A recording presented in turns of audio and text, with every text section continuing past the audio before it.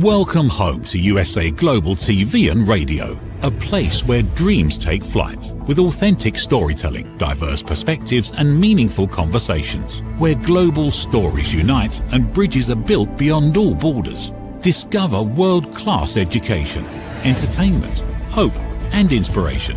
Together, we're building bridges worldwide. Subscribe to our channel, USA Global TV. Download our app, USA Global TV. Be our guest or join our team. Visit usaglobaltv.com. Thanks to our founder and executive producer, Dr. Jacalyn Kerbeck. Music score by Yeffy Tang from Cloud Road Music.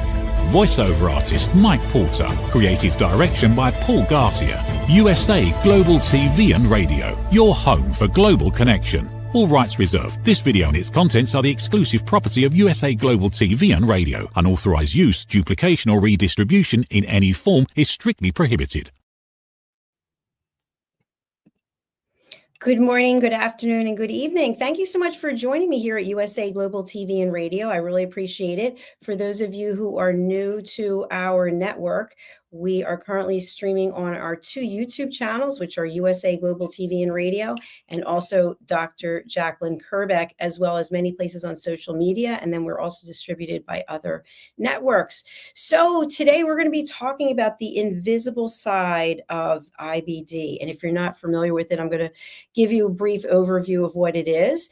And then my objective is to educate and bring awareness. I am not a medical doctor. I have a doctorate in business administration, but I am not a medical doctor. So full disclosure, I am a patient. I have had ulcerative colitis since August of 1991 was when I was diagnosed at the University of Pennsylvania. And so much of my life has been spent living with this disease. And so as a result, I have become actively involved with the Crohn's Colitis Foundation. And they have an upcoming event, which is the Take Steps Walk, which is at Citizens Bank Park. It's going to be happening this May. So please stay tuned and I'll give you some more overview. But first of all, if you're not familiar about Crohn's disease and ulcerative colitis, you may have heard of these. You may have seen commercials on television. There's a lot of commercials about the invisible side of the disease and what it looks like. And maybe you or someone you know, someone in your family have ulcerative colitis or Crohn's disease or IBD. It's not something that people generally like to talk a lot about. It is a chronic, lifelong condition. And basically what happens is that the gastrointestinal tract or the GI tract becomes inflamed. So depending on where it is inflamed really has a lot to do with whether the diagnosis is Crohn's disease or ulcerative colitis or I should say. And again, I am not a medical doctor. So these are autoimmune related conditions. And basically it means that our immune system is mistakenly attacking our own body, our own digestive system, which causes a lot of inflammation and damage and a wide range of symptoms. So something that I really want to be very clear about is, having had this disease for 30 plus years, is I've had people say to me, it's in your mind. No, it's not in my mind. Or why don't you just get over it? Or you must be stressed out, or you're bringing this on yourself. No, all of those things are not true. And I think sometimes people say these things because they don't know what to say. I'm hoping that people are coming from a positive place and they really mean well. They just don't know how to help. And so if you are experiencing any of the symptoms of IBD, Crohn's disease or ulcerative colitis, then it might not be something that you feel comfortable even talking about. And you might not even be aware that that's what you have. So again, I'm not a medical doctor. I'm a doctorate of business administration. So please do consult with your physician, your gastroenterologist, and look for help. You need to go no further than the Crohn's and Colitis Foundation. So if you are experiencing symptoms that you haven't had before, or maybe they've been persisting for a long time, it could be anything from diarrhea, running to the bathroom multiple times. You might have a slight fever. You might be exhausted. You might even be vomiting. There are so many different scenarios. but your body is telling you something. It's telling you, hello, I need help. Please help me. And so I know for myself back in 1991, when I was a much younger person, it wasn't anything I really wanted to tell anyone about. I was so ashamed. I didn't know what was going on with me. And in my case, and again, I'm sorry if this makes you feel uncomfortable, but it's part of the disease, you're bleeding rectally. And so all of a sudden you have blood in places that you never had before. And it's kind of a very scary moment. So I know for me that I finally had to tell someone, and I decided to tell my mother, and she didn't know what it was. And so then you have me being upset, and then she's upset. And then finally I had to agree that I would go and see a doctor. And so at the time, and I don't know if it's different today, but getting into the University of Pennsylvania to see a gastroenterologist, that takes a while. You're not just going to call up and they're going to say, oh, hello, we're just sitting around waiting for you. And if they do, that's an absolute miracle because they must have had cancellations. But don't wait. Go to the emergency room. That's what my gastro always said to me. If I had symptoms coming up and I couldn't get in, go to the emergency room and seek help right away.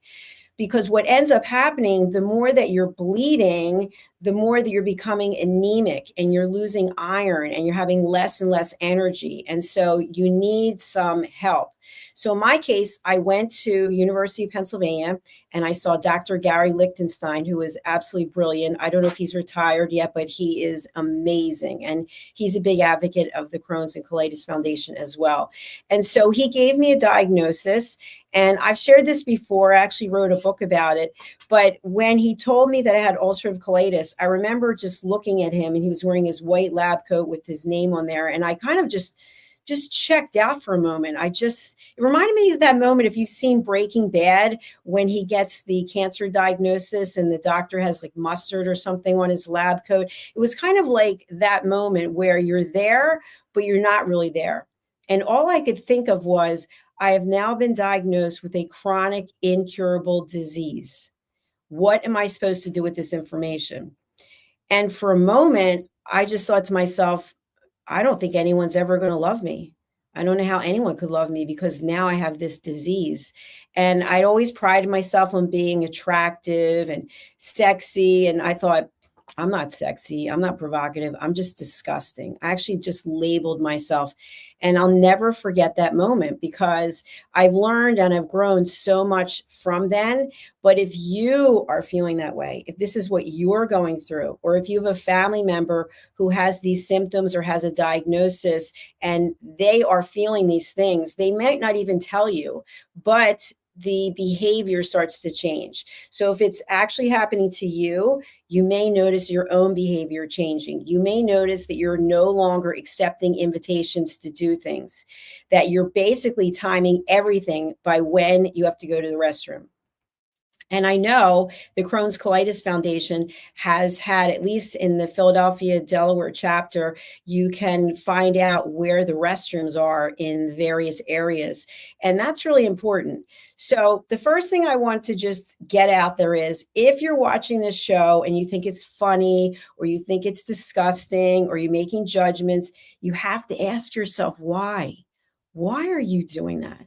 Why would you judge someone going through a hard time? That maybe hard times come for all of us, right? All of us go through hard times. So if you don't understand it, then watch shows like this, read books, get information so that you do understand it. Because I don't know what the stats are today, but it's pretty high about how many people have ulcerative colitis, Crohn's disease, or some form of IBD. Now, once you know that you have it, you have to be selective about how you share that information, because if you're not emotionally prepared for how people may show up, that may set you back. And what do I mean by that? Well, I remember many, many years ago, again, I was diagnosed in 1991. I was in the dating scene, and I really thought it was important to tell people I was dating that I had this. And my dad used to say, you don't have to tell everyone everything. But I thought, you know what, let me just put it out there and see who sticks around. And what I found for the most part was that men did not want to hear that. In fact, one guy who I really liked, we went out a number of times.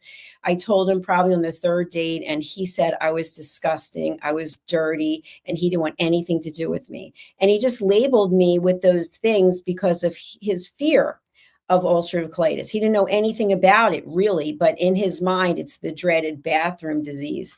And it is dreaded and it is a bathroom disease, but it's part of life for many of us. And so, as a high performing individual of myself, I never let it define me. What I did was I let it control me. So I let the disease manage my life. And what do I mean by that? Well, at the time, I was in corporate and I traveled quite a bit for work. And so there were times when I could not even go in the office and I would have to tell my boss, eventually I had to tell him the truth because you have enough excuses of why you can't make it into work and people start to wonder. And I had to tell him what I had. And I'll never forget what he said to me was, "Can you take some Pepto-Bismol?" No, I cannot take Pepto-Bismol. And I remember one of my senior executives said to me at one point, "Do you think you have enough energy to keep doing this job?" Fascinating, right? Fascinating comments that people would make. Why? Because they don't understand. So there's no judgment. It's just a matter of providing the education. So that is why I'm here today. So once I got the diagnosis and I was letting the disease manage my life, I found that I was very isolated. And I was very blessed because I could work from home. So I was working from home, but I wasn't going out that much. In fact, I had a home gym. So I was working out at home. And then at some point, I had to get back in the world. So I would say since 1991, I have had active ulcerative colitis flares for at least 3 to 6 months every year, except for 2 years when I was on a break. I was in remission. And my last flare was last year, and it was the worst one I've ever had. It lasted for about 8 weeks. So it was about 2 months. And simultaneously, my apartment had been flooded. So I had to move into a hotel. Now, people said to me, "You know why you have this flare, don't you?" No, why? Because of the flood. No, that's not why I had the flare. The flare is because I have an incurable chronic disease. And so it shows up when it wants. Does stress make it worse? Sure, but I'm pretty good at managing stress. So my point is that by going back in the world, there's reality checks. And one of the most important reality checks is, where is the nearest bathroom? And again, if this makes you uncomfortable, you don't have to watch, but this is the reality. And not only where is the nearest bathroom, but do they have high ceilings so that any noise will be reverberated out? Are they playing music? Is it just one stall? Is it at a restaurant where there's just one bathroom and people are going to be waiting in line? All these things go through your head. And once you start to process it, you start to eliminate places where you're going to go. And then if you are someone who's active and you like to be outdoors, I was loving walking, especially during the pandemic. I was on an island with my mother, and really the only exercise aside from my personal gym was to go for long walks, even in the cold weather. And so I would have to map out, where are the bathrooms, their public restrooms, are any of them open? And if they're not, you're not going anywhere. And so ultimately, what ends up happening to most of us, not all of us, is the dreaded accident in public. You literally lose control of your bowels in a public place, and the shame and the embarrassment and the feelings that go along with that, at least for me, pretty much indescribable. They are times in my life I will never forget. But what is most important is I remember the people who stood by me and who helped me, and the people who mocked me. At one point, I was at a restaurant and I was with a couple of people. And so what happened, and they literally got up and left me there. And I was there in the restaurant, in the booth, by myself, in this precarious situation alone. And it was one of the lowest moments of my life. But yet, here I am today. I've managed to go on.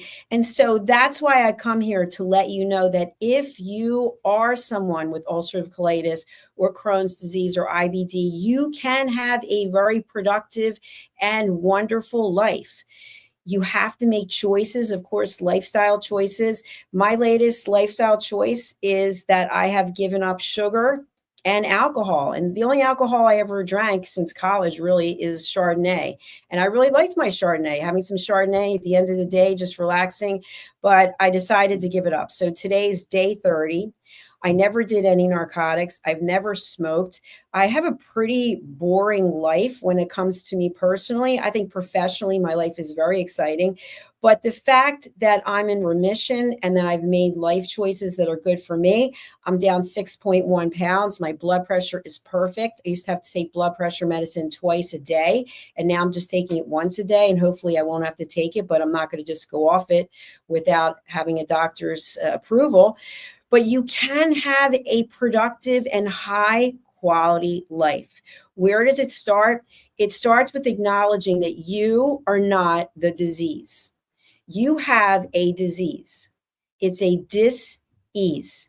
Okay, all of us are going to have something at some point in our life. That's just the way life goes, right? We have these challenges we have to deal with. So how can you take your challenge and turn it into a positive?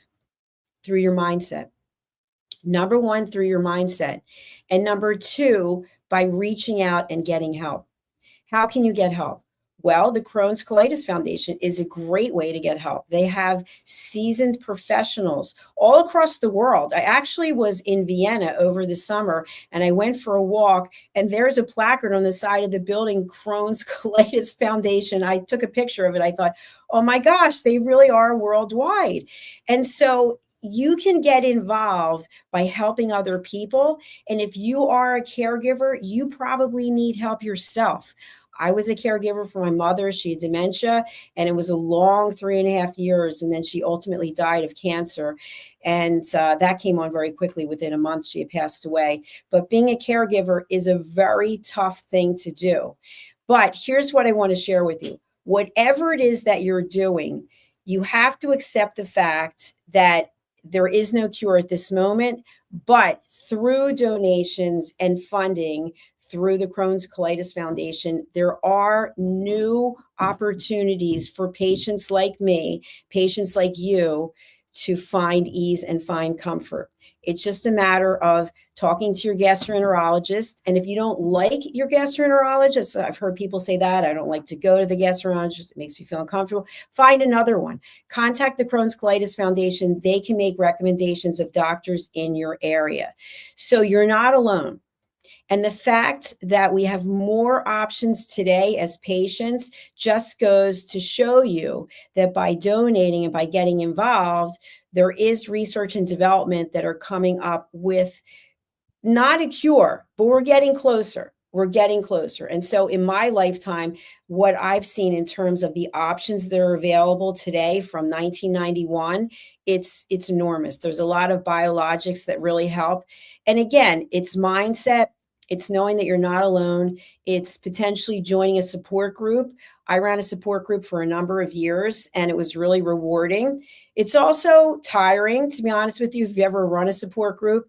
And I was told this when I first started, because not only are you suffering with your own illness, but you're now helping other people who are also suffering, and they're looking to you to come up with the magic pill, the magic wand to make things go away. So the answer in that case is you do what you can, and then you take a break and let someone else run the support group, and then you come back. But for someone who needs a support group, staying involved on a regular basis, you have a whole new community of people in your life. And if you think about it, most people in your life will not understand what you're going through, but patients do. Advocates do, caregivers do, physicians do.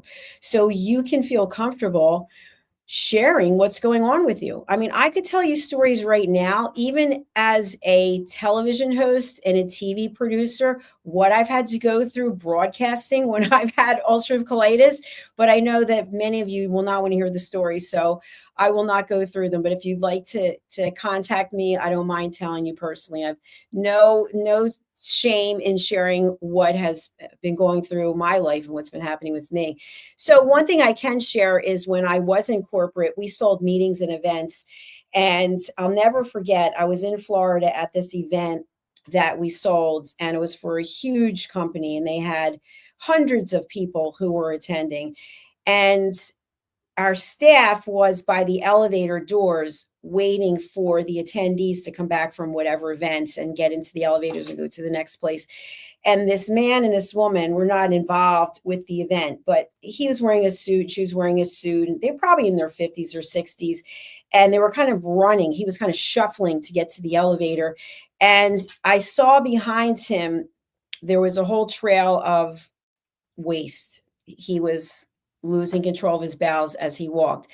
And the two staff members just started laughing. They were laughing out loud. And in the meantime, I could still get upset about it. My heart was breaking for the guy because I know what that's like. I know what that's like. So why do I tell you this? Because what you think is funny when you see someone losing control of their bowels is probably the worst day that they've ever had up until that point. There's no getting past that. There's no getting past that. Just think about it. You're publicly humiliated. You've soiled your clothes. Your clothes are probably clothes you, even if you could get them cleaned, you never want to wear again. You're with someone who witnessed it. Strangers have witnessed it.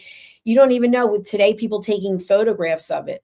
And I recently read an article about someone who had IBD or ulcerative colitis or Crohn's. They were on an airplane and they got sick and everyone was filming it. People were filming it and putting it on the internet. And my heart just broke because I know what that's like. Not on an airplane. I would actually not eat or drink anything for 2 days before I got onto a plane. A tiny sip of water. I was constantly dehydrated. But the more water you have, it is now in your bladder, and the bladder is pushing against the bowel, and you have that feeling of having to go. So I know what it's like. I am here for you. And there are plenty of other people at the Crohn's Colitis Foundation who are here for you as well. Is it something we don't want? Absolutely. But you know what? I wouldn't be who I am today if I didn't have it. I wouldn't be standing here telling you about my journey. And my journey, as far as I'm concerned, is pretty incredible. I can't believe where I am today versus where I used to be. But ulcerative colitis is a part of who I am. And until there's a cure, it will always be part of who I am. And the people I've met on this journey, it's absolutely unbelievable. So I'll tell you now about how I got introduced to the Crohn's Colitis Foundation. And then I'm going to take steps.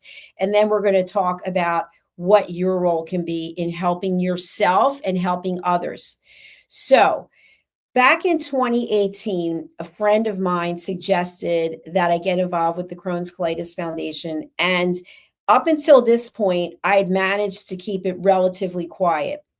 I mean, my family members knew, my close friends knew, and it was not unusual for me to be with people and be like, I got to go to the bathroom. I'll be back. Oh, I got to go. Maybe in the course of 2 hours, I might run to the bathroom 10 times. And when I was really sick, it wouldn't be unusual to be running to the bathroom 50 times. And how would I know? Because I'd be counting. I'd be like, oh my gosh, I can't believe it. Sometimes I'd be crawling to get to the bathroom. And there were times when I just slept in the bathroom because I was so tired. It is exhausting. You're losing a ton of blood and you have that urgency that you have to go. And I wouldn't wish it on anyone. So I decided I would go and meet this person from the Crohn's Colitis Foundation. And so I didn't eat for 2 days. And I was a nervous wreck because all I kept thinking about was, now I'm going to get in the car and I'm going to be driving. And what if I get sick? What if I get there and I'm sick? What if I'm sitting with the person I get? That's all I could think about. But my friend said, please go and meet this person. So I met this person at a restaurant and I sat down and I was a nervous wreck. And I said, listen, I can't eat anything. I can't drink anything. And I don't know how long I can sit here because I might have to run to the bathroom. And he said to me, Jacalyn, I understand because I'm a patient too. I thought, wow, oh my gosh, someone understands where I'm coming from. And he said, I totally get it. I've been a patient for a long time and I understand you don't have to feel nervous. You don't have to be anxious. Woo, all of a sudden, I felt like things had changed, that someone was sitting across from me, not judging me, not trying to fix me. And by the way, that's what we do as humans, right? We try to find a solution to our loved ones' problems. We try to find a way to fix them. And there is no fixing except being understanding and being a good listener. And so by the time I left that meeting, I felt like destiny had taken me there. And then I became involved with the Crohn's Colitis Foundation. And I'll never forget the first event I went to. Dr. Neil Nandi was there. I think he's at Penn now. And he welcomed me. I was nervous because I was by myself. We're meeting at a huge stadium. And, where are the bathrooms? Where are the bathrooms? And so he totally understood because he's a gastroenterologist. So there's a level of comfort that you get when you get involved with the Crohn's Colitis Foundation. It's almost like you found your tribe, you found your people. And so I'm now a board member. I've been a board member, I think, since 2019. And the Crohn's Colitis Foundation has a number of events. One of the events is the Take Steps Walk. And so I have a team. I've been involved for a number of years. I don't know how many walks this is. I did take about a year off because after my mother died, I really just needed some time to self-care and get myself back on track. And so the Take Steps Walk this year is May 16th. It's a Saturday night and it's at Citizens Bank Park. And that's in Philadelphia, Pennsylvania, in the United States of America. And if you look at the pictures that are surrounding me, you'll see pictures of various events. Some of them are Take Steps Walk. And then the one right next to me is for my, the Evening of Hope Gala with my mother. And then you'll see me in the poopy hat. And then you see my family members at the Take Steps Walk. And so it's really quite a thing when you have people who love you and care about you who are showing up and getting involved. So I'd love to have you join me on my team, whether you can walk in person or whether you can make a donation. And I know there's plenty of places where you can give your money. I donate to other causes as well. But if you think about it, think about someone who right now is being diagnosed with Crohn's or colitis or IBD and how alone they feel. And the fact that the research has brought, the R&D has brought so many new options for patients. And that's where the money goes. So when you make a donation, it actually goes directly to the Crohn's Colitis Foundation. So how can you make a donation? Well, I'm going to actually go and get my link. You can make it through Facebook, which is pretty cool. And you can also go ahead and donate whatever amount of money you feel will work for you. So I'm going to share the link right now. And I'd love to have you donate $5, $10, $15, whatever it is that you feel you can donate, because every dollar really does make a difference. And again, you can donate anonymously. You don't have to put your name.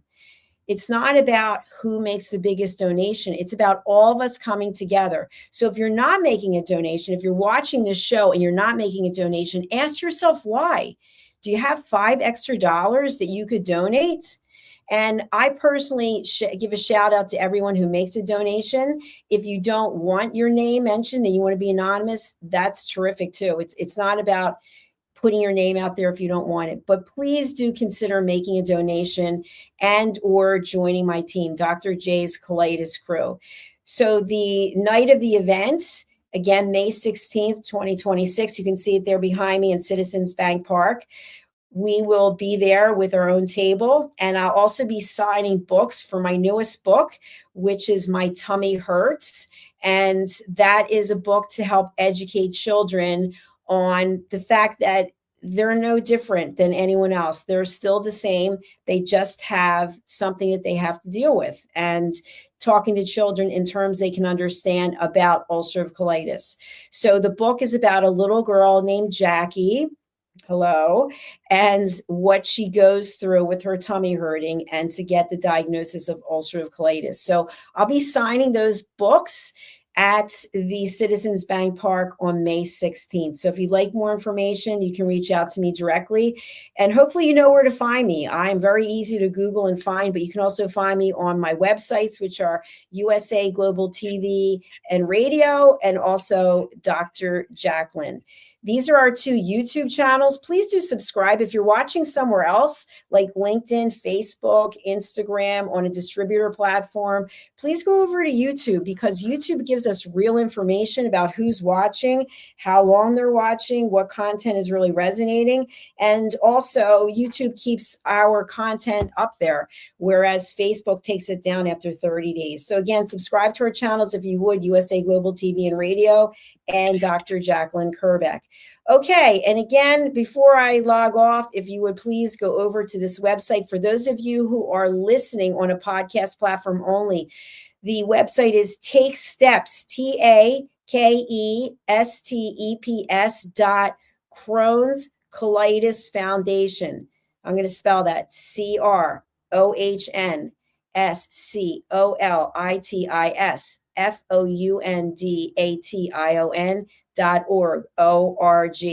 And you can look for my name there, Dr. Jacalyn Kerbeck, and you can go ahead and donate there. Thank you so much for watching. We're going to go over to our sponsors, and we'll be right back after this message with our next program. Stay tuned for another episode of Take Steps next week. Bye for now. USA Global TV and Radio proudly presents Tracy Cram-Perkins, a dementia caregiving survivor, teaching how to balance care with peace of mind. #1 resource for dementia caregivers. It's the book Dementia Home Care: How to Prepare Before, During, and After. Over 17,000 copies sold of this must-have guide. And now a testimonial from Tracy Smith. If I was to describe this book to someone who is going through a similar situation, I would underscore how important it is to have some sort of a tool or a guidebook to help you through certain stages. And there's so many, it's such an unknown topic to the average person. And to have this as a reference is essential. It's going to help you get through it personally, as well as help your loved one manage. To learn more, go to TracyCramPerkins.com. Tracy Cram-Perkins is an award-winning author. She's also the host of Dementia Home Care television show. Watch it here on USA Global TV and Radio. Thank you, viewers and listeners of USA Global TV and Radio, for joining us today. We're honoured to have your time and attention as part of our global community. At USA Global TV and Radio, we believe in the power of authentic conversations, meaningful connections, and creating a world of possibilities together. Want to be part of something bigger? Join our team of elevated listeners at usaglobaltv.com, a space where your voice matters and your ability to listen transforms relationships. Stay connected with us across all our platforms for thought-provoking discussions, expert insights, and empowering stories. Subscribe to our channels at youtube.com/c/USA Global TV. Follow us on social media and explore the endless opportunities we're creating for growth, learning, and inspiration. Together, we're not just broadcasting, we're building bridges and changing lives one conversation at a time. For inquiries, contact us at info@usaglobaltv.com. Produced by Executive Producer and Director Dr. Jacalyn Kerbeck. Voiceover by Mike Porter. Creative direction by Paul Garcia. All rights reserved. Visit usaglobaltv.com to view our full terms and conditions.